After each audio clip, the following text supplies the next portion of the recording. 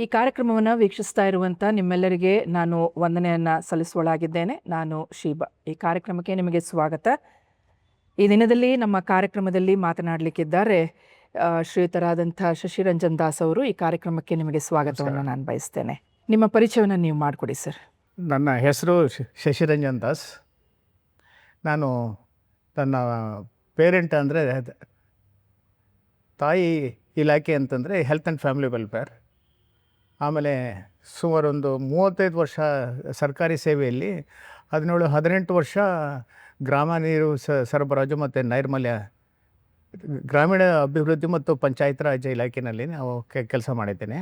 ಅದರಲ್ಲಿ ವಿಶೇಷವಾಗಿ Karnataka water supply and sanitation project ಮತ್ತು ಡೆನ್ಮಾರ್ಕ್ ಪ್ರಾಜೆಕ್ಟು, ನೇದರ್ಲ್ಯಾಂಡ್ಸು, ಇಷ್ಟು ಪ್ರಾಜೆಕ್ಟ್ಗಳು ಮತ್ತು ವರ್ಲ್ಡ್ ಬ್ಯಾಂಕ್ ಪ್ರಾಜೆಕ್ಟು ಜಲ ನಿರ್ಮಲ ಇತ್ತೀಚೆಗೆ ಇದು ಮುಗಿದಿದ್ದು ಅಂತ ಹೇಳಿದ್ರೆ ಒಂದು ಆಗಲೇ 10 ವರ್ಷ ಆಯಿತು. ಆವಾಗ ಜಲ ನಿರ್ಮಲ ಪ್ರಾಜೆಕ್ಟಲ್ಲಿ ನಾನು ನನ್ನ ಹೆಲ್ತ್ ಡಿಪಾರ್ಟ್ಮೆಂಟಿಂದ ನಾನು ಇದು ಡೆಪ್ಟೇಷನ್ ಆಗಿ ನಾನು ಬಂದಿದ್ದೆ.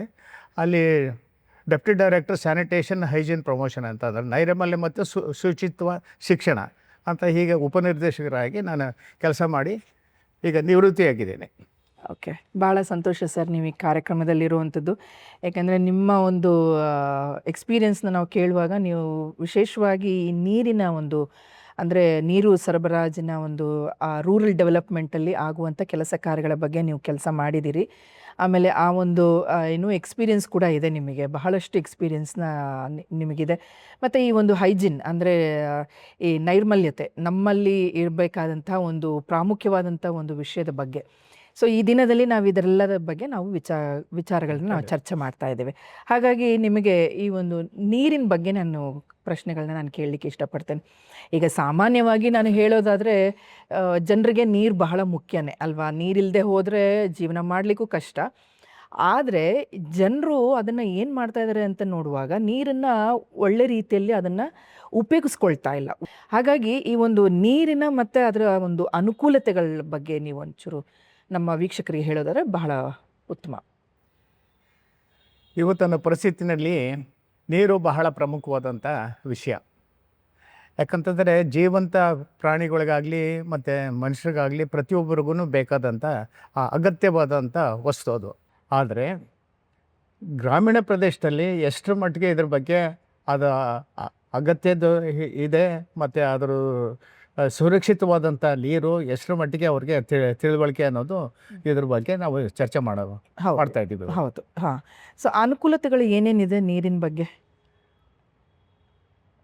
ಅಂದರೆ ಈ ಹಳ್ಳಿಗಳು ಜಾಗಗಳಲ್ಲಿ ಮುಖ್ಯವಾಗಿ ಇದು ಸ್ವಚ್ಛತೆಯಿಂದ ಹಿಡಿದು ಪ್ರತಿಯೊಂದೊಂದು ಮನೆಯಿಂದ ಕೊಡೋದು ಮತ್ತು ವೈಯಕ್ತಿಕವಾಗಿ ಅಂತ ಮತ್ತು ಮನೆಯಲ್ಲಿ ಮತ್ತು ಮನೆಯಲ್ಲಿ ಸೌಲಭ್ಯಗಳಿಗೆ ಮತ್ತು ಇನ್ಸ್ಟಿಟ್ಯೂಷನ್ಸು ಮತ್ತು ಶಾಲಾ ಸಂಸ್ಥೆಗಳು ಎಲ್ಲ ಕಡೆನೂ ಅಗತ್ಯವಾದಂಥ ಬೇಕಾದಂಥ ಮತ್ತು ಸಮುದಾಯಕ್ಕೆ ಬೇಕಾದಂಥದ್ದು ನೀರಿರೋದು. ಈಗ ಗ್ರಾಮಾಂತರಗಳಲ್ಲಿ ನೋಡುವಾಗ ಈ ನೀರು ಕಾಲುವೆಗಳು ಇರುತ್ತೆ ಅಲ್ವಾ. ಈಗ ಅದೆಲ್ಲ ಅಲ್ಲಿ ಹೋಗಿ ಗಲೀಜು ಮಾಡ್ತಾರೆ ಮತ್ತು ಅದೆಲ್ಲ ಮತ್ತೆ ನೀರಿಗೆ ಸೇಲ್ತಾರೆ. ಈ ಕಲುಷಿತವಾದಂಥದ್ದನ್ನು ನಾವು ಅದನ್ನು ಹೇಗೆ ತಡೆಗಟ್ಬೋದು? ಈಗ ನೀರು ಪ್ರತಿಯೊಬ್ಬರಿಗೆ ಸುರಕ್ಷಿತವಾದಂಥ ನೀರು ನಮಗೆ ಬೇಕಾಗಿದೆ. ಹೌದು. ಆದರೆ ಅದು ಯಾವ ಸುರಕ್ಷಿತವಾಗಿ ಹೇಗಿದೆ ಅನ್ನೋದು ಅವರಿಗೆ ಜನಸಾಮಾನ್ಯರಿಗೆ ಗೊತ್ತಿಲ್ಲದಿರೋ ವಿಚಾರ ಅದು. ಅದಕ್ಕೋಸ್ಕರ ಇದನ್ನು ಸುರಕ್ಷಿತವಾದಂಥ ನೀರು ಮತ್ತು ಸದ್ಬಳಕೆಗೆ ಉಪಯೋಗ ಮಾಡುವಂಥದ್ದು ನೀರು, ಆಮೇಲೆ ಯಾವುದೇ ಥರವಾದಂಥ ಕಲುಷಿತಗೊಳ್ಳದೇ ಇರ್ಬೋದು.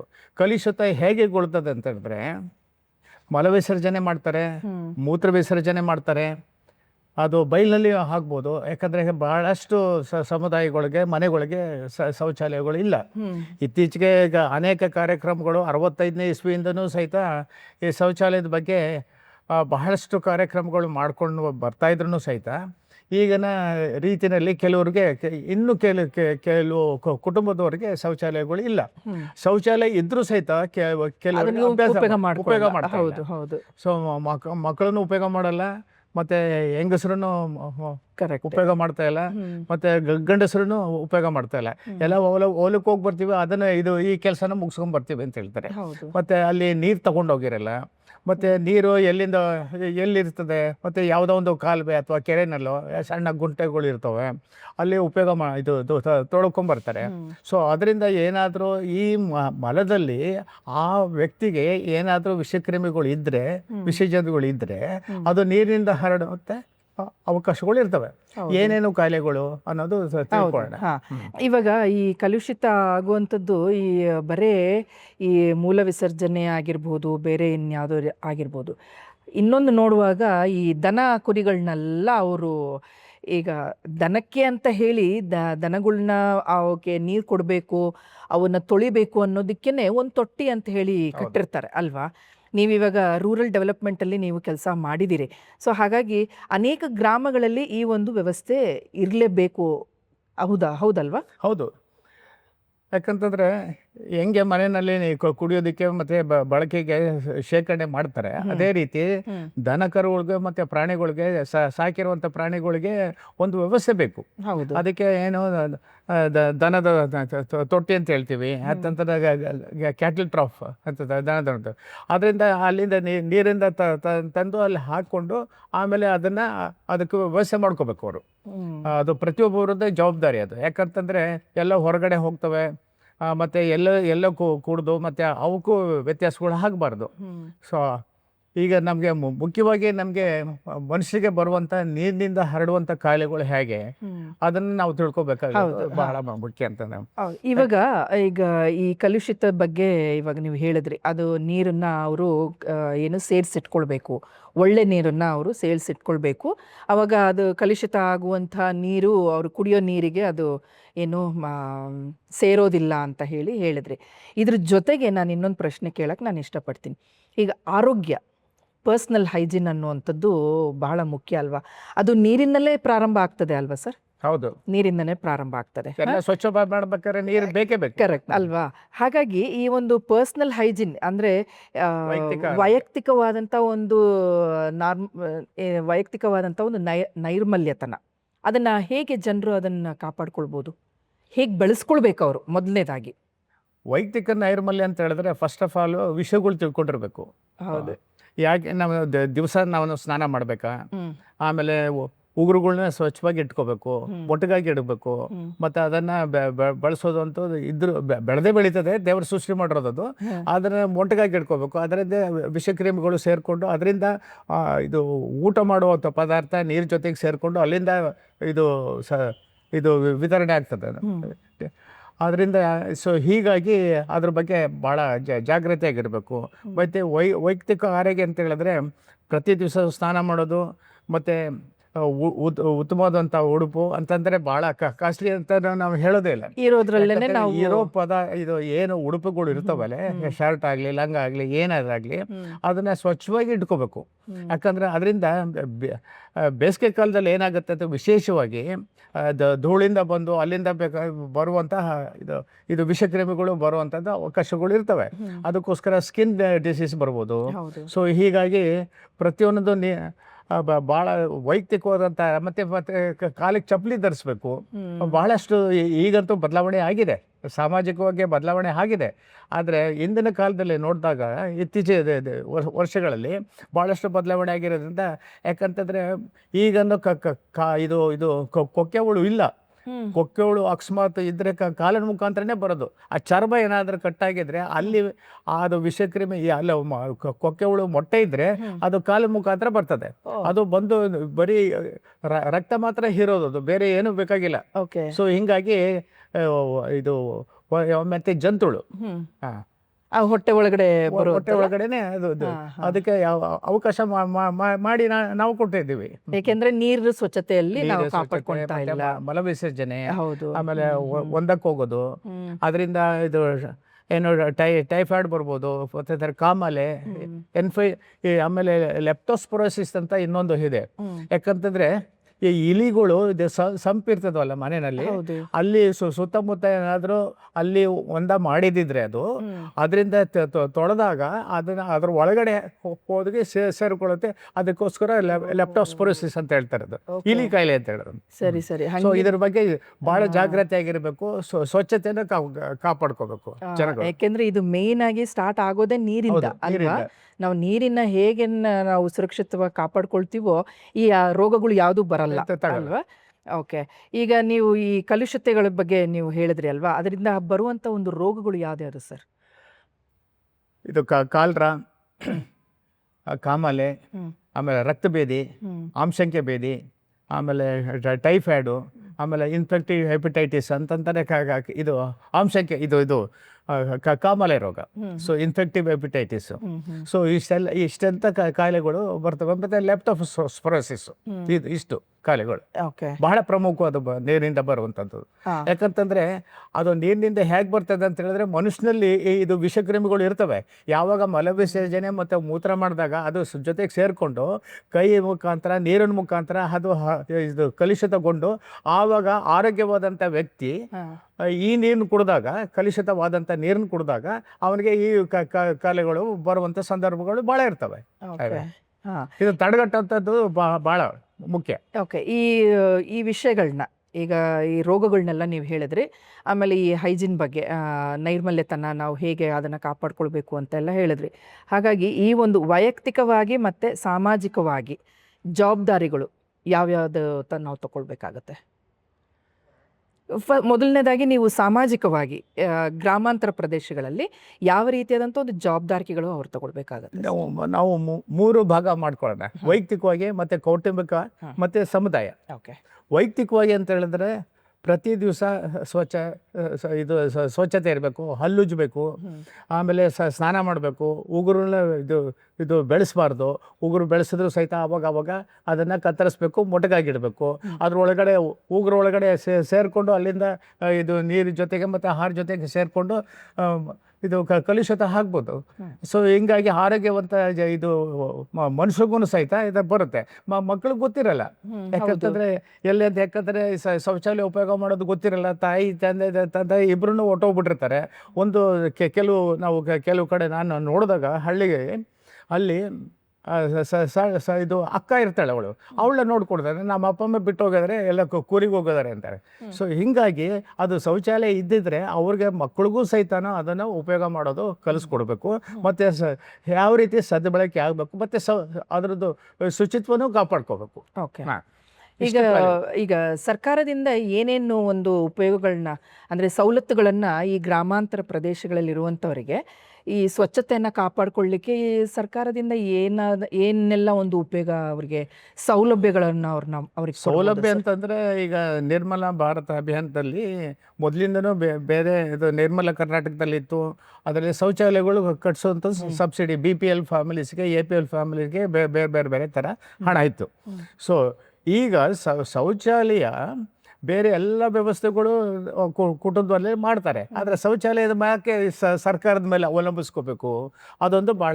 ಈ ವಿಚಾರನ ಪ್ರತಿಯೊಬ್ಬರು ತಂದೆ ತಾಯಿಗಳು ಮತ್ತು ವಿದ್ಯಾವಂತರು ಅವರು ತಿಳ್ಕೊಬೇಕು. ಗ್ರಾಮ ಪಂಚಾಯತಿನವರು ಸದಸ್ಯರುಗಳು ತಿಳ್ಕೊಬೇಕು. ಗ್ರಾಮ ನೀರು ಮತ್ತು ನೈರ್ಮಲ್ಯ ಸಮಿತಿಯವರು ಸಹಿತನೂ ತಿಳ್ಕೊಬೇಕು. ಮತ್ತು ಫಸ್ಟು ಅವರು ಮನೆಯಲ್ಲಿ ಆಗಬೇಕು.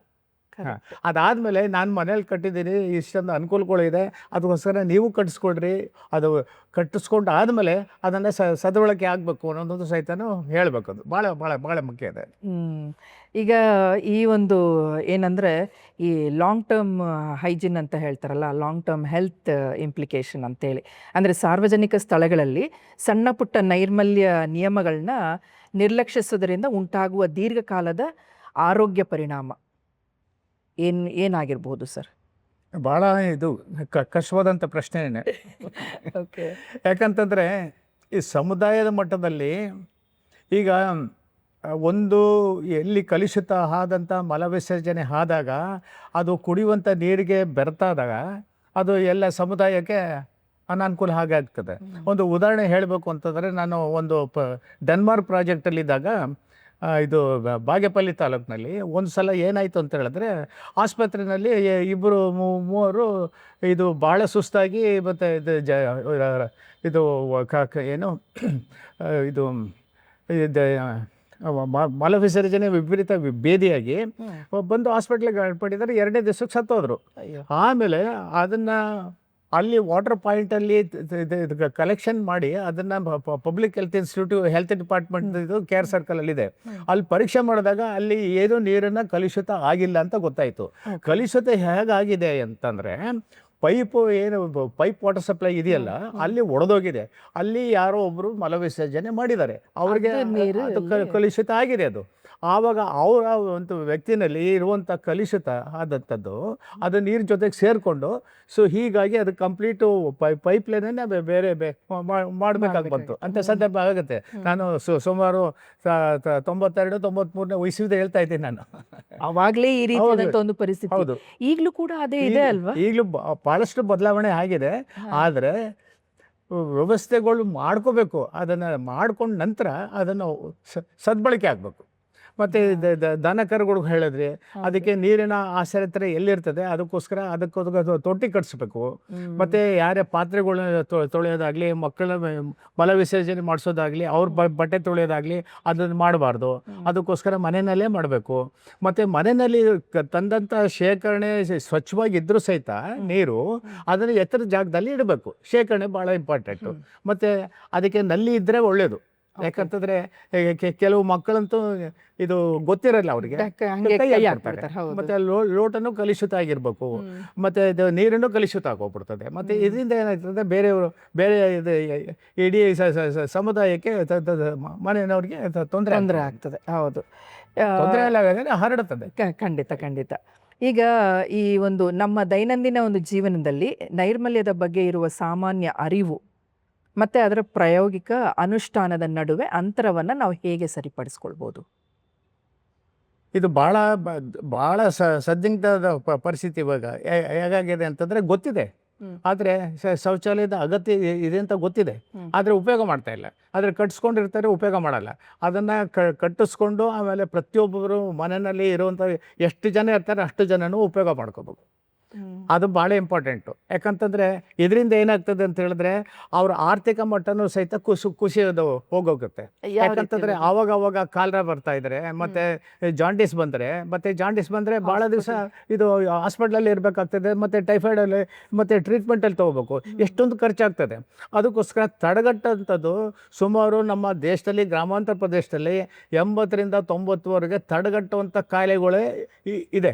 ಅದನ್ನು ತಡೆಗಟ್ಟಬೇಕು.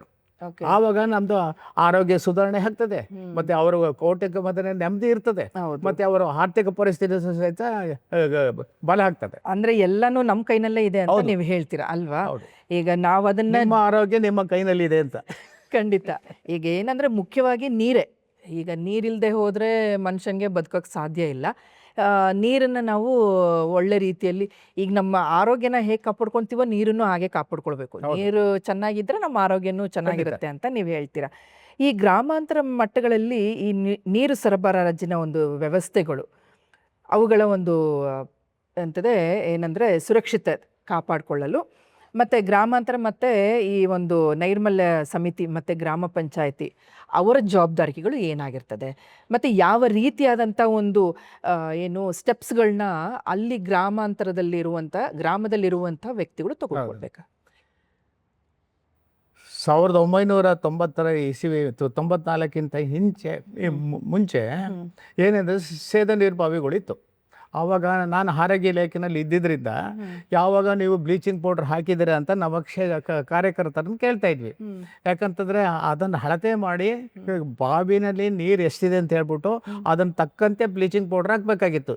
ಬ್ಲೀಚಿಂಗ್ ಪೌಡ್ರ್ ಹಾಕೋಕ್ಕಿಂತ ಮುಂಚೆ ತಲಾಟಿ ಅವರೊಂದು ವಿಷಯ ತಿಳಿಸ್ತಾ ಇದ್ರು. ಇವತ್ತಿನ ದಿವಸ ಸಾಯಂಕಾಲ ಆರೋಗ್ಯ ಇಲಾಖೆನವ್ರು ಬಂದು ಬ್ಲೀಚಿಂಗ್ ಪೌಡ್ರು ಉಪಯೋಗ ಹಾಕ್ತಾರೆ ಬಾವಿಗೆ, ಅದಕ್ಕೋಸ್ಕರ ಇನ್ನೊಂದು 3-4 ತಾಸು ನೀವು ಯಾರು ನೀರು ಅದನ್ನು ಕುಡಿಬಾರ್ದು. ಯಾಕಂತಂದರೆ ಇನ್ನು ಇದು ಜೊತೆಗೆ ಸೇರಿಕೊಂಡಿರ್ತದೆ, ಮತ್ತು ವಾಸನೆ ಇದಾಗ್ಬಿಟ್ಟು ಅವರು ಉಪಯೋಗ ಮಾಡದೇ ಇರ್ಬೋದು. ಬೇರೆ ಕಡೆ ಎಲ್ಲಾದರೂ ನೀರು ತಂದರೆ ಅದಕ್ಕೋಸ್ಕರ ಈ ವಿಷಯನ ತಿಳಿಸ್ತಾ ಇದ್ರು. ಆಮೇಲೆ ಅದರ ನಂತರ ಈಗೆಲ್ಲ ಬೋರ್ವೆಲ್ ಬಂದಿದೆ, ಕೈ ಪಂಪು, ಮತ್ತು ಇಂಡಿವಿಜುವಲ್ ಆಗಿ ಇರ್ತಾರೆ. ಮತ್ತು ಮನೆಗಳಿಗೂ ಇದ್ದಾವೆ, ಮತ್ತು ನೀರಾವರಿನಲ್ಲೂ ಇದೆ, ಇದು ಫಾರ್ಮ್ ಹೌಸ್ಗಳಲ್ಲೂ ಇದೆ, ಮತ್ತು ವ್ಯವಸಾಯ ಮಾಡೋದು ಅವ್ರು ಮಾಡ್ತಾರೆ. ಮತ್ತು ಕಿರಿನೂರು ಸರಬರಾಜು, ಮಿನಿ ವಾಟರ್ ಸಪ್ಲೈ 2000-3000 ವರ್ಗು ಸಹಿತ ಆ ಕೊಳವೆ ಬಾವಿಯಿಂದ ಬಂದಿದ್ದು ಅಲ್ಲಿಗೆ ತುಂಬಿಕೊಳ್ತದೆ. ಯಾಕಂತಂದರೆ 250ಕ್ಕಿಂತ ಇದು ಜನಸಂಖ್ಯೆ ಇದ್ದಾಗ ಅದು ಇದು ಬೋರ್ವೆಲ್ ಸಾಕು. ಅದಕ್ಕಿಂತ ಜಾಸ್ತಿ ಇದ್ದಾಗ 500 ವರ್ಗು ಸಹಿತ ಮಿನಿ ವಾಟರ್ ಸಪ್ಲೈ, 500ಕ್ಕಿಂತ ಜಾಸ್ತಿ ಇದ್ದಾಗ ಪೈಪ್ ವಾಟರ್ ಸಪ್ಲೈ. ಓಕೆ, ಇವಾಗ ಒಬ್ಬ ಮನುಷ್ಯಂಗೆ ಪ್ರತಿನಿತ್ಯ ಎಷ್ಟು ನೀರನ್ನು ಆತ ಉಪಯೋಗ ಮಾಡ್ಕೊಳ್ಬೇಕು? ಈಗ ಗ್ರಾಮೀಣ ಪ್ರದೇಶಕ್ಕೂ ಮತ್ತು ನಗರ ಪ್ರದೇಶಕ್ಕೂ ವ್ಯತ್ಯಾಸ ಇದೆ. ಇದು ಕರ್ನಾಟಕ ಇದು ಕೇಂದ್ರ ಸರ್ಕಾರ ಕೊಟ್ಟಿರೋದು ಅಂತಂದರೆ 40 ಲೀಟ್ರ್ ಬೇಕು ಅಂತ LPCD ಒಬ್ಬ ವ್ಯಕ್ತಿಗೆ ಒಂದು ಎಲ್ಲದಕ್ಕೂ ಕುಡಿಯೋದಕ್ಕೆ ಮತ್ತು ಬಳಸೋದಕ್ಕೆ ಪಾತ್ರೆ ತೊಳೆಯೋದಕ್ಕೆ ಎಲ್ಲನೂ ಸೇರಿಕೊಂಡು ಒಂದು ದಿವಸಕ್ಕೆ ಒಂದು ವ್ಯಕ್ತಿಗೆ, ಒಂದು ಮನೆಯಲ್ಲಿ ಇರುವಂಥ ಒಂದು ವ್ಯಕ್ತಿಗೆ 40 ನೀಡಬೇಕು ಅಂತ ಕರ್ನಾಟಕ ಸರ್ಕಾರ ಏನು ಮಾಡ್ತು ಅಂತಂದ್ರೆ ಅದಕ್ಕಿಂತ ಜಾಸ್ತಿ ಕೊಟ್ಟು 15 ಲೀಟ್ರ್ ಜಾಸ್ತಿ ಮಾಡ್ತಾರೆ ಕರ್ನಾಟಕ ಸರ್ಕಾರ. ಅಂತಂದ್ರೆ 55 LPCD. Okay, LPCD full form sir? LPCD ಅಂದರೆ litre per day per person. Okay, LPCD.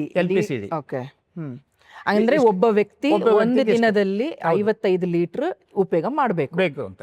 Okay, ಈಗ ಜಾಸ್ತಿ ಆಯ್ತು ಅಂತಂದಾಗ್ಲೇನೆ ಅಲ್ಲಿ ನೀರಿಂದು ಅದೇ ಅಭಾವ ಬರ್ತದೆ.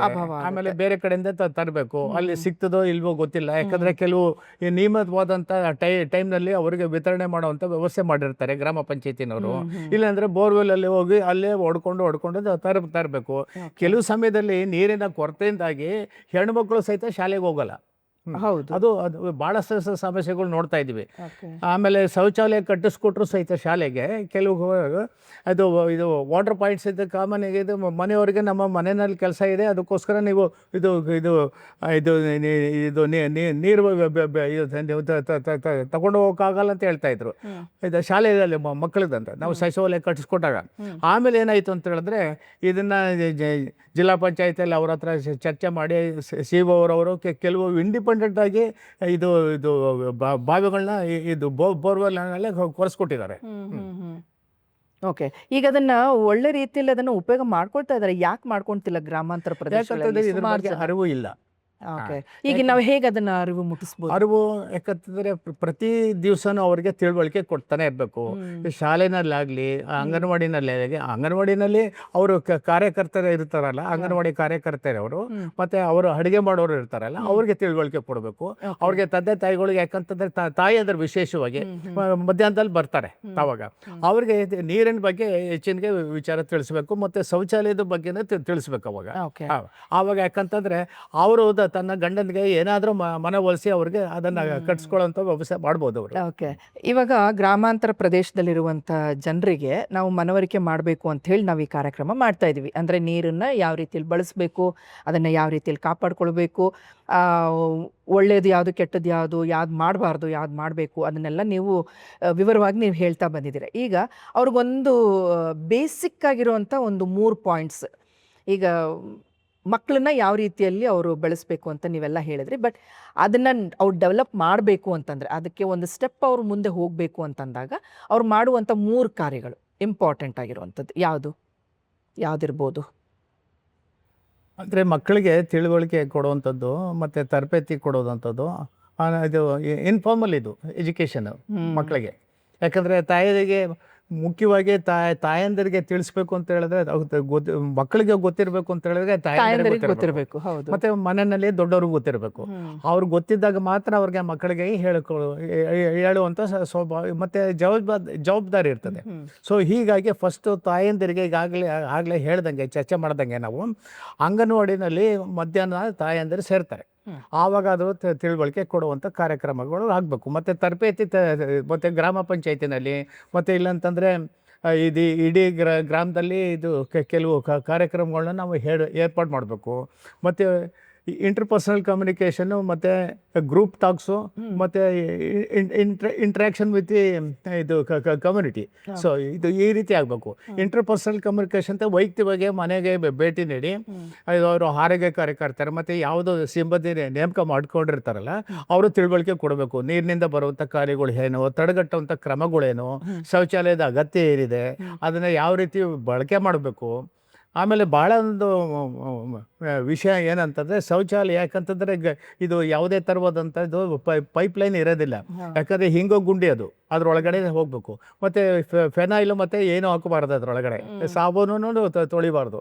ಯಾಕಂತಂದರೆ ಅಲ್ಲಿ ಇರುವಂಥ ಏನು ಇದು ವಿಷಕ್ರಿಮಿಗಳು ಉಂಟಾಗ್ತಾವಲ್ಲ ಅದನ್ನು ಕೊಂದುಬಿಡ್ತದೆ ಈ ಫೆನೈಲ್ ಆಗಲಿ. ಮತ್ತು ಅದು ಭಾಳ ಪ್ರಮುಖವಾಗಿ ಅವರು ತಿಳ್ಕೊಂಡಿರ್ಬೇಕು. ಅವರು ಯಾವುದೇ ಬಟ್ಟೆ ಹಿಡಿದಿಂದ ಸಹಿತ ಅದ್ರ ಒಳಗಡೆ ಹಾಕಬಾರ್ದು ನೀರು. ಬರೀ ನೀರು ಮಾತ್ರ ಅದು ಇದು ತೊಳ್ಕೊಂಡು ಅವ್ರು ಬರಬೇಕು. ಮತ್ತು ಹೊರಗಡೆ ಬಂದು ಸಾಬೂನಲ್ಲಿ ಕೈ ತೊಳ್ಕೊಬೇಕು. ಇದು ಇಷ್ಟು. ಈಗ ಇದು ಇನ್ನೊಂದು ಬೇಸಿಕ್, ನಾನು ಇನ್ನೊಂದು ಕ್ವಶನ್. ಇವಾಗ ಕೈ ತೊಳಿಬೇಕು ಅಂತ ನೀವು ಹೇಳಿದ್ರಿ ಅಲ್ವಾ? ಸೊ ಅದಕ್ಕೆ ಏನಾದರೂ ಒಂದು ಕ್ರಮ ಏನಾದರೂ ಇದೆಯಾ? ನಾವು ಏನಾದರೂ ಫಾಲೋ ಮಾಡಬೇಕಾಗಿರುವಂಥದ್ದು ಕ್ರಮ ಏನಂತಂದರೆ, ಇದು ಒಂದು ಗಡಿಗೆನಲ್ಲಿ ಮತ್ತು ಟಬ್ಬಲ್ಲಿ ನೀರಿಡಬೇಕು ಮತ್ತು ಸಾಬೂನು ಆಚೆ ಕಡೆ ಇಡಬೇಕು. ಯಾವಾಗ ಒಂದು ಚೆಂಬು ಚೆರಿಗೆ ನಲ್ಲಿ ಒಳಗಡೆ ಇಟ್ಕೊಂಡಿರ್ಬೇಕು. ಇಲ್ಲಾಂದರೆ ಚಿಕ್ಕದ ಬಕೆಟ್ಗಳಂತೂ ಇದ್ದೇ ಇರ್ತವೆ. ಈಗ ಅಭ್ಯಾಸ ಆಗೋಗ್ಬಿಟ್ಟಿದೆ ಎಲ್ರಿಗೂ. ಅದನ್ನು ತೊಳ್ಕೊಂಡು ಆದಮೇಲೆ ಶೌಚಾಲಯಕ್ಕೆ ಹೋದ ನಂತರ ಹೊರಗಡೆ ಬಂದ್ಬಿಟ್ಟು ಅಲ್ಲಿ ಅದನ್ನು ತೊಳ್ಕೊಬೇಕು. ಮಕ್ಕಳನ್ನು ಸಹಿತ ಅಲ್ಲಿ ಯಾವುದೇ ಕಾರಣಕ್ಕೂ ಹೊರಗಡೆ ತೊಳಿಸ್ಬಾರ್ದು, ಅಲ್ಲಿ ಶೌಚಾಲಯದಲ್ಲೇ ಹೋಗಬೇಕು. ಅದನ್ನು ಅಭ್ಯಾಸ ಮಾಡಿಸ್ಬೇಕು. ಸೊ ಹೊರಗೆ ಬಂದು ತೊಳಿಬಾರ್ದು ಅಂತ ನೀವು ಬಂದು ತೊಳಿಬಾರ್ದು. ಓಕೆ, ಇದೆಲ್ಲ ಸಣ್ಣ ಪುಟ್ಟ ವಿಷಯಗಳು, ಅದನ್ನು ನಾವು ತಿಳ್ಕೊಳ್ಳೇಬೇಕು. ಇದು ಆಗಿದ್ರೂ ಹೌದು, ಇದು ಬಹಳ ಮುಖ್ಯವಾದಂಥ ಒಂದು ವಿಷಯ ಅಂತ. ಕೆಲವು ಕಡೆ ಹೆಣ್ಣು ಮಕ್ಕಳು ವಿಮೆನ್ ಗ್ರೂಪ್ ಅಂತ ಹೇಳಿದ್ದಾರೆ, ಸೆಲ್ಫ್ ಹೆಲ್ಪ್ ಗ್ರೂಪ್ ಅಂತ. ಅವರು ನಾವು ನಡೆಸ್ಕೊಡ್ತೀವಿ ಅಂತ ಹೇಳ್ಬಿಟ್ಟು ಗ್ರಾಮ ಪಂಚಾಯತಿಯಿಂದ ಎಲ್ಲಿ ಕಟ್ಟಿಸಿದ್ರು ಅದನ್ನು ನಾವು ಅವರು ಜವಾಬ್ದಾರಿ ತೊಗೊಂಡಿದ್ದಾರೆ.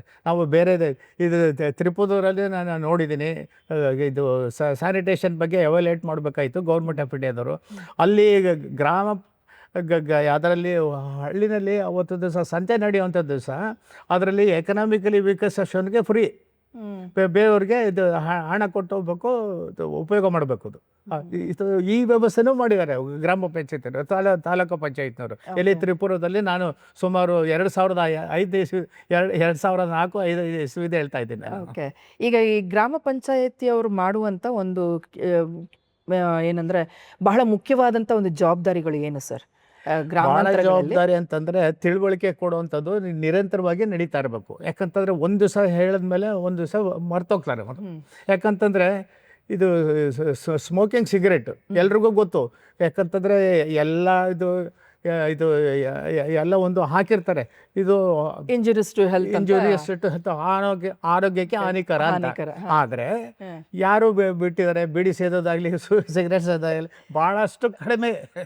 ಅದಕ್ಕೋಸ್ಕರ ಇದು awareness is different from adoption. Correct, ಅದು ಹೌದು. ಅವೇರ್ನೆಸ್ ಯಾಕಂತಂದ್ರೆ ಗೊತ್ತಿದೆ ತೊಂದರೆ ಆಗ್ತದೆ ಅಂತ ಗೊತ್ತು, ಆದರೆ ಮಾಡ್ತಾ ಇಲ್ಲ. ಸೊ ಅದನ್ನ ಬಿಡಬೇಕು ಅಂತ ಆಲೋಚನೆ, ಅದು ಬಹಳ ಸದೃಢವಾದಂತ ಒಂದು ವಿಲ್ ಪವರ್ ಬೇಕದು. ಕರೆಕ್ಟ್, ಅದು ಯಾಕಂದ್ರೆ ನಾನು ಸೇದಿದ್ದವನೇ, ನಾನು ಬಿಟ್ಟು 45 ವರ್ಷ ಆಯ್ತು. ಓಕೆ, ಅಲ್ಲ ನಿಜವಾಗ್ಲೂ ಅದು ನಮ್ಮ ಒಂದು ಸೆಲ್ಫ್ ಕಂಟ್ರೋಲ್ ಅನ್ನೋದು ಇರಬೇಕು. ಯಾಕಂದ್ರೆ ನಮ್ಮ ಆರೋಗ್ಯನ ನಾವು ಕಾಪಾಡ್ಕೊಳ್ಬೇಕು ಅಂತಂದಾಗ ಅದು ಒಂದು ಹೈಜಿನ್ಗೆ ಸಂಬಂಧಪಟ್ಟಿರುವಂಥದ್ದೇ. ಇವಾಗ ಈ ಗ್ರಾಮ ಪಂಚಾಯಿತಿಯವರು ಗ್ರಾಮಾಂತರದಲ್ಲಿ ಇರುವಂತಹ ಈ ಒಂದು ಏನು ನೀರು ಸರಬರಾಜು ಮಾಡುವಂಥ ಅವರುಗಳು ಯಾವ ರೀತಿಯಾದಂಥ ಒಂದು ಸ್ಟೆಪ್ಸನ್ನು ಫಾಲೋ ಮಾಡಬೇಕು? ಈ ನೀರನ್ನು ಅಂದರೆ ಕ್ಲೀನ್ ಮಾಡಬೇಕಾಗಿರ್ಬೋದು, ಅದನ್ನು ಶುದ್ಧೀಕರಿಸಬೇಕು ಅಂತ ಹೇಳಿ ಇರುತ್ತೆ ಅಲ್ವಾ? ಸೊ ಯಾವ್ಯಾವ ಸ್ಟೆಪ್ಸನ್ನು ಅವ್ರು ಫಾಲೋ ಮಾಡಬೇಕು ಸರ್ ಅದರಲ್ಲಿ? ಇದು ವೈಯಕ್ತಿಕವಾಗಿ ಬೋರ್ವೆಲ್ ವಾಟರ್ನಲ್ಲಿ, ಯಾಕಂತಂದರೆ ಅದನ್ನು ಕೊರೆದಾಗ್ಲೇ ಪಂಪ್ ಫಿಕ್ಸ್ ಮಾಡಬೇಕಾದ್ರೆ ಏನು ಎಲ್ಲ ಸರಿಪಡಿಸ್ಕೊಂಡು ಹಾಕಿರ್ತಾರೆ. ಆದರೆ ಮಿನಿ ವಾಟರ್ ಸಪ್ಲೈ ಬೇರೆಯಿಂದ ಕಡೆಯಿಂದ ಬಂದು ನೀರು ಸರಬರಾಜಾಗಿ ಹೋಗಿ 2,500 ಲೀಟ್ರಿಗೆ ಅಲ್ಲಿ ನಿಂತ್ಕೊಳ್ತದೆ. ಆವಾಗ ಕನಿಷ್ಠ ಅಂತಂದರೆ ವಾರಕ್ಕೊಂದು ಸಲ ಏನಾದರೂ ಬ್ಲೀಚಿಂಗ್ ಪೌಡರ್ ಹಾಕಿ ಅದನ್ನು ಸ್ವಚ್ಛ ಮಾಡಿಸ್ಬೇಕು. ಮತ್ತು ಓವರ್ ಟ್ಯಾಂಕು ಮಿನಿ ವಾಟರ್ ಸಪ್ಲೈಗಿಂತ ಮೇಲಿಂದು ಹಾಗೆ ಅಂತಂದರೆ 1,000 ಜನಸಂಖ್ಯೆಗಿಂತ ಜಾಸ್ತಿ ಇದ್ದಾಗ ಓವರ್ ಟ್ಯಾಂಕ್ ಇರ್ತದೆ. 50,000 ಇರ್ಬೋದು, 25,000 ಇರಬೇಕು, 50,000, 1,00,000ಕ್ಕೂ ಇರುತ್ತದೆ ಟ್ಯಾಂಕು. ಅದನ್ನು ಅವಾಗ ಕೊಡಿಸ್ಬೇಕು, ಅದ್ರ ಮೇಲೆ ಬರೆಸ್ಬೇಕು ಇಂಥ ದಿವಸ ಅವಳು ನಾವು ಇದು ಸ್ವಚ್ಛ ಮಾಡಿದ್ದೀವಿ ಅಂತ. ಅದನ್ನು ಭಾಳ ಮುಖ್ಯ. ಗ್ರಾಮ ಪಂಚಾಯತಿನವ್ರದ್ದು ಜವಾಬ್ದಾರಿ ಬಹಳಷ್ಟು ಮುಖ್ಯ. ಯಾಕಂತಂದರೆ ಅವರು ಜನಸೇವೆಗೋಸ್ಕರ ಇದ್ದಾರೆ, ಕರೆಕ್ಟ್. ಅದು ಮಾಡಲೇಬೇಕು. ಅದು ಓಕೆ. ಸೊ ಎಷ್ಟು ದಿವಸಕ್ಕೊಂದ್ಸರಿ ಇದನ್ನ ನಾವು ಕ್ಲೀನ್ ಮಾಡಬೇಕಾಗುತ್ತೆ? ಕನಿಷ್ಠ ಅಂತಂದರೆ ಇಲ್ಲಿ ಒಂದು ವಾರಕ್ಕೊಂದು ಸಲ ಆದರೆ ಮಿನಿ ವಾಟರ್ ಸಪ್ಲೈದು ಮಾಡಿಸ್ಬೇಕು. ಅಲ್ಲಿ ಒಂದು ತಿಂಗಳಿಗೆ ಅಷ್ಟಾದರೂ ಮೇಲೆ ಮಾಡಿಸ್ಬೇಕು over tank. Over over tank. Tank ಯಾಕಂತಂದ್ರೆ ರೈಲ್ವೆ ಸ್ಟೇಷನಲ್ಲಿ ಗಮನಿಸಿದ್ದೀರಾ? ಯಾಕಂದರೆ ಮೇಲ್ಗಡೆ ಓವರ್ ಟ್ಯಾಂಕ್ ಇರ್ತದಲ್ಲ, ಇಂಥ ದಿವಸ ಕ್ಲೀನ್ ಮಾಡಿದ್ದಾರೆ ಅಂತ ಒಂದು ಬರವಣಿಗೆನಲ್ಲಿ ಹಾಕಿದ್ದಾರೆ. ನಾನು ಇಷ್ಟು ಟ್ರಾವೆಲ್ ಮಾಡಿದ್ದೀನಲ್ಲ, ಒಂದು ದಿವಸನೂ ಟ್ರಾವೆಲಲ್ಲಿ ನೀರಿದಾಗ, ಯಾಕಂದರೆ ಇವಾಗೇನೋ ನಾವು ಬಾಟ್ಲಿಂದ ನೀರು ತೊಗೊಂಡೋಗ್ತಾ ಇದ್ದೀವಿ. ಮೊದಲು ಎಲ್ಲ ಕಡೆನೂ ಏನು 10 ರೂಪಾಯಿಗೊಂದು ಬಾಟ್ಲ್ ಸಿಗ್ತಾಯಿತ್ತು. ಅದಕ್ಕಿಂತ ಮುಂಚೆ ಇರಲಿಲ್ಲ. ನಲ್ಲಿನಗಳಲ್ಲೇ ಹೋಗಿ ಅಲ್ಲೇ ಕುಡಿಬೇಕು ಅಲ್ಲೇ ನಾವು. ಮುಖ ತೊಳಿತಾ ಇದ್ವಿ, ಬಾಯಿ ತೊಳಿತಾ ಇದ್ವಿ. ಹೌದು. ನೀರಿನ ಒಂದು ಬಹಳ ಮುಖ್ಯವಾದಂತಹ ಒಂದು ವಿಷಯಗಳನ್ನ ನೀವು ಹೇಳಿದ್ರಿ. ನೀರನ್ನು ನಾವು ಹೇಗೆ ಕಾಪಾಡ್ಕೊಳ್ಬೇಕು, ಅದು ಕಾಲುವೆಗಳಲ್ಲಿ ನಾವು ಈ ದನ ಕುರಿಗಳನ್ನು ತೊಳೆಯೋದಾಗಲಿ ಅದೆಲ್ಲ ಮಾಡಬಾರ್ದು. ಅದಕ್ಕೆ ಅಂತಂದೇ ಒಂದು ಸಪ್ರೇಟ್ ಆಗಿರುವಂಥ ಒಂದು ತೊಟ್ಟಿಯನ್ನು ಕಟ್ಟಬೇಕು, ಅದರಲ್ಲಿ ನಾವು ಮೇಂಟೈನ್ ಮಾಡಬೇಕು ಅಂತ ನೀವು ಹೇಳಿದ್ರಿ. ನೀರು ಸ್ವಚ್ಛತೆಯನ್ನು ನಾವು ಕಾಪಾಡ್ಕೊಳ್ಬೇಕು. ಆವಾಗ ನಮಗೇನೆಂದರೆ ಆರೋಗ್ಯನೂ ಕೂಡ ಒಳ್ಳೆ ರೀತಿಯಲ್ಲಿ ಇರುತ್ತೆ. ನಮ್ಮ ಒಂದು ಪರ್ಸ್ನಲ್ ಹೈಜಿನ್ನ ನಾವು ಹೇಗೆ ಕಾಪಾಡ್ಕೊಳ್ಬೇಕು. ಮತ್ತು ಗ್ರಾಮಾಂತರ ಪ್ರದೇಶಗಳಲ್ಲಿ ಮುಖ್ಯವಾಗಿ ನಾವು ಮಾತಾಡಿದ್ದೆ ಗ್ರಾಮಾಂತರ ಪ್ರದೇಶಗಳಲ್ಲಿ ಇರುವಂತಹ ಜನರಿಗೆ ಒಂದು ಮನವರಿಕೆ ಮಾಡುವಂಥ ಒಂದು ವಿಷಯ. ಹಾಗಾಗಿ ನೀವು ಈ ಒಂದು ಆರೋಗ್ಯಗಳ ಬಗ್ಗೆ ನೀವು ಹೇಳಿದ್ರಿ ನಮಗೆ. ಮತ್ತು ಈ ನೀರಿನ ಮುಖಾಂತರವಾಗಿ ಬರುವಂಥ ಅನಾರೋಗ್ಯತೆಗಳು ಅದನ್ನು ನಾವು ಹೇಗೆ ತಡೆಗಟ್ಬೋದು, ಬಹಳ ವಿಚಾರಗಳನ್ನ ನೀವು ಹೇಳಿದ್ರಿ ಸರ್. ಕೊನೆಯದಾಗಿ ನಮ್ಮ ವೀಕ್ಷಕರಿಗೆ, ನಮ್ಮ ಶ್ರೋತೃಗಳಿಗೆ ಒಂದು ನಿಮ್ಮ ಅನಿಸಿಕೆ, ಏಕೆಂದರೆ ನೀವು ಒಂದು ರೂರಲ್ ಡೆವಲಪ್ಮೆಂಟಲ್ಲಿ ನೀವು ಕೆಲಸ ಮಾಡಿ ಬಂದಿರುವಂಥ ಒಬ್ಬ ವ್ಯಕ್ತಿ, ಅನೇಕ ಒಂದು ಏನು ಎಕ್ಸ್ಪೀರಿಯನ್ಸ್ ಇದೆ. ನೀವು ಹಳ್ಳಿಗಳಲ್ಲಿ ಹೋಗಿ ನೋಡಿದ್ದೀರಾ, ಜನರು ಯಾವ ರೀತಿಯಲ್ಲಿ ಇದ್ದರು, ಮತ್ತು ನೀವು ಅದನ್ನು ಯಾವ ರೀತಿಯಲ್ಲಿ ಅವರಿಗೆ ಮನವರಿಕೆ ಮಾಡಿದ್ರಿ, ಹೇಗೆ ಅವರು ಅದನ್ನು ಅಳವಡಿಸ್ಕೊಂಡ್ರು, ಅವ್ರು ಹೇಗೆ ಏನಂದರೆ ಒಳ್ಳೆ ರೀತಿಯಲ್ಲಿ ತಮ್ಮ ಜೀವಿತಗಳನ್ನು ನಡೆಸ್ಕೊಂಡು ಹೋಗಲಿಕ್ಕೆ ಸಾಧ್ಯತೆ ಆಯಿತು. ಸೊ ಕೆಲವು ವಿಚಾರಗಳನ್ನು ಕೊನೆಯದಾಗಿ 1-2 ಮಾತುಗಳನ್ನು ನಮ್ಮ ವೀಕ್ಷಕರಿಗೆ ಹೇಳಲಿಕ್ಕೆ ಇಷ್ಟಪಡ್ತೀರಾ? ಶ್ರೋತೃಗಳೇ, ಈಗ ಭಾಳ ಪ್ರಮುಖವಾದಂಥ ವಿಚಾರನ ನಾವು ನೀರು ಮತ್ತು ಹರಡುವಂಥ ಕಾಯಿಲೆಗಳು ಯಾವ ರೀತಿ ಬರ್ತದೆ ಅಂತ ಹೇಳಿದ್ವಿ, ತಿಳ್ಕೊಂಡ್ವಿ. ಆದರೆ ಭಾಳ ಮುಖ್ಯವಾಗಿ ಈ ಜವಾಬ್ದಾರಿ ನಿಮ್ಮ ಕೈನಲ್ಲಿದೆ. ನಮ್ಮ ಆರೋಗ್ಯ ನಮ್ಮ ಕೈನಲ್ಲಿದೆ.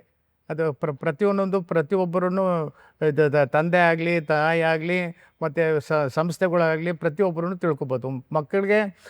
ಮಕ್ಕಳ ಮುಖಾಂತರ ಭಾಳಷ್ಟು ದೇ ವಿಲ್ ಇಂಗ್ಲೀಷ್ನಲ್ಲಿ ಹೇಳಬೇಕು ಅಂತಂದರೆ they will bridge the gap between ಇದು practice and also the implementation. Programme ಅಂತ ಬಂದರೆ, ಯಾಕಂತಂದರೆ ಯಾವುದೋ ಒಂದು ಗ್ರಾಮದಲ್ಲಿ 54 ಶೌಚಾಲಯಗಳು ಕಟ್ಟಿಸಿದ್ದು, ಶಾಲೆಯಲ್ಲಿ ಶೌಚಾಲಯ ಕಟ್ಟಿದ ನಂತರ ಆವಾಗ ಎಷ್ಟು ಅನುಕೂಲ ಆಗುತ್ತೆ ಅಂತ ಅವ್ರಿಗೆ ಮಕ್ಕಳಿಗೆ ಅರಿವಾದಾಗ 49 ಶೌಚಾಲಯಗಳು ಉಪಯೋಗ ಮಾಡ್ತಾ ಇರಲಿಲ್ಲ. ಒಂದು ತಿಂಗಳಲ್ಲಿ 49 ಶೌಚಾಲಯಗಳನ್ನ ಉಪಯೋಗ ಮಾಡೋವಂಥದ್ದು ಒಂದು ಪರಿಸ್ಥಿತಿಯನ್ನು ಬದಲಾವಣೆ ಮಾಡಿದ್ರು. ಯಾಕಂದರೆ ಶಾಲೆ ಮಕ್ಕಳು ಬದಲಾವಣೆ ಮಾಡೋದಕ್ಕೆ ಸಾಧ್ಯ ಆದಮೇಲೆ ಯಾತಕ್ಕೆ ನಮ್ಮ ಮನೆಯಲ್ಲಿ ನಿಮ್ಮ ಆರೋಗ್ಯ, ನಮ್ಮ ಮಕ್ಕಳು, ಯಾಕಂತ ಆರ್ಥಿಕವಾಗಿ ಎಲ್ಲ ಮತ್ತು ನಿಮಗೆ ತಾಯಿಗೂ ಸಮಾಧಾನ ಇರಲ್ಲ, ಮತ್ತು ತಂದೆಗೂ ಸಮಾಧಾನ ಇರಲ್ಲ. ಇದು ನಾನು ಹೊಲಕ್ಕೆ ಹೋಗ್ತೀನಿ, ನಂದು ಕೆಲಸ ಐತೆ ಅಂತ ನೀನು ದವಾಖಾನೆಗೆ, ಆಸ್ಪತ್ರೆಗೆ ಕರ್ಕೊಂಡು ಹೋಗುವಂಥ ತಾಯಿಗೆ ಹೇಳಿಬಿಟ್ಟು ಹೊಟ್ಟೋಗ್ಬಿಡ್ತಾನೆ. ಆದರೆ ಪರಿಸ್ಥಿತಿ ಏನಂತಂದರೆ ತಂದೆ ತಾಯಿಗಳು ಜವಾಬ್ದಾರಿನೂ ಅಷ್ಟೇ ಇದೆ. ಆದರೆ ಮಕ್ಕಳನ್ನು ಸಹಿತ ನಾವು ಅವ್ರಿಗೆ, ಯಾಕಂತಂದರೆ ಈಗ ಕುಟುಂಬ ಕಲ್ಯಾಣ ಬಂದಿದೆ, 2-3 ಮಕ್ಕಳಿಗೆ ಅದಕ್ಕಿಂತ ಜಾಸ್ತಿ ಮಾಡ್ಕೊಳ್ಳೋಲ್ಲ. ಆ ಇರೋ ಮಕ್ಕಳನ್ನು ಆರೋಗ್ಯವಾಗಿರಬೇಕು, ಸದೃಢವಾಗಿರಬೇಕು, ಮತ್ತು ವಿದ್ಯಾವಂತರಾಗಬೇಕು, ಮತ್ತು ಆರ್ಥಿಕ ಪರಿಸ್ಥಿತಿನೂ ಸಹಿತ ಸುಮಾರು ರೀತಿಯಲ್ಲಿ ಅವ್ರಿಗೆ ಸದೃಢತೆ ಬರಬೇಕು. ಸೊ ಈ ವಿಚಾರನ ಇವತ್ತಿಂದ ಇದು ಸಂಸ್ಥೆಯಿಂದ ನಾವು ವಿಚಾರನ ತಿಳಿಸ್ಕೊಳ್ಳೋಕ್ಕೋಸ್ಕರ ಅವಕಾಶ ಮಾಡಿಕೊಟ್ಟಿದ್ದಕ್ಕೋಸ್ಕರ ನಿಮ್ಮೆಲ್ರಿಗೂ ಕೇಳಿಸಿದ್ದಕ್ಕೆ, ಮತ್ತು ಅನುಷ್ಠಾನಕ್ಕೆ ತನ್ನಿರಿ, ಅದನ್ನು ಪಾಲಿಸ್ಬೇಕು. ಅದ್ರ ಜೊತೆಗೆ ಮತ್ತು ನಮ್ಮ ಇದು ಸಿಸ್ಟರಿನ ಅವ್ರಿಗೊಂದು ವಿಚಾರನ ತಿಳುವಳಿಕೆ ಕೊಡುವಂಥ ವ್ಯವಸ್ಥೆನ ಮಾಡಿದರೆ ಅದಕ್ಕೋಸ್ಕರ ನಿಮ್ಮೆಲ್ರಿಗೂ ಮತ್ತು ನಿಮ್ಮೆಲ್ರಿಗೂ ಧನ್ಯವಾದಗಳು. ಧನ್ಯವಾದಗಳು ಸರ್. ಸರ್, ಬಹಳ ಮುಖ್ಯವಾದಂಥ ವಿಚಾರವನ್ನು ಈ ಒಂದು ಕಾರ್ಯಕ್ರಮದಲ್ಲಿ ನಮ್ಮ ವೀಕ್ಷಕರಿಗೆ ನೀವು ತಿಳಿಸ್ಕೊಟ್ಟಿದ್ದೀರಿ. ನೀರಿನ ಒಂದು ವಿಶೇಷತೆ ಮತ್ತು ನಮ್ಮ ಆರೋಗ್ಯನ ಹೇಗೆ ಕಾಪಾಡಿಕೊಳ್ಬೇಕು ಎಂಬುದಾಗಿ. ಸೊ ಕಾರ್ಯಕ್ರಮದ ಪರವಾಗಿ ನಿಮಗೆ ವಂದನೆಗಳನ್ನು ನಾನು ಹೇಳ್ತೇನೆ.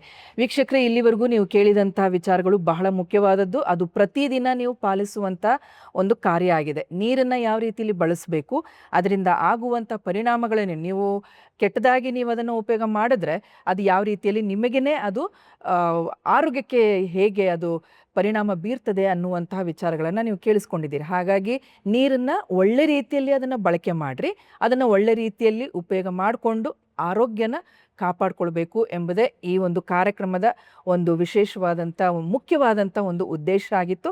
ಹಾಗಾಗಿ ಈ ಕಾರ್ಯಕ್ರಮದ ಮುಖಾಂತರವಾಗಿ ನಿಮಗೆ ಸಿಕ್ಕಂಥ ಒಂದು ಮಾಹಿತಿಗಳು ಅದು ನಿಮಗೆ ಉಪಯೋಗ ಆಗಿದೆ ಎಂಬುದಾಗಿ ನಾನು ನಂಬ್ತೇನೆ. ಮುಂದಿನ ವಾರ ಮತ್ತೆ ಹೊಸ ಕಾರ್ಯಕ್ರಮದೊಂದಿಗೆ ನಿಮ್ಮ ಭೇಟಿ. ಅಲ್ಲಿವರೆಗೂ ನಮಸ್ಕಾರ.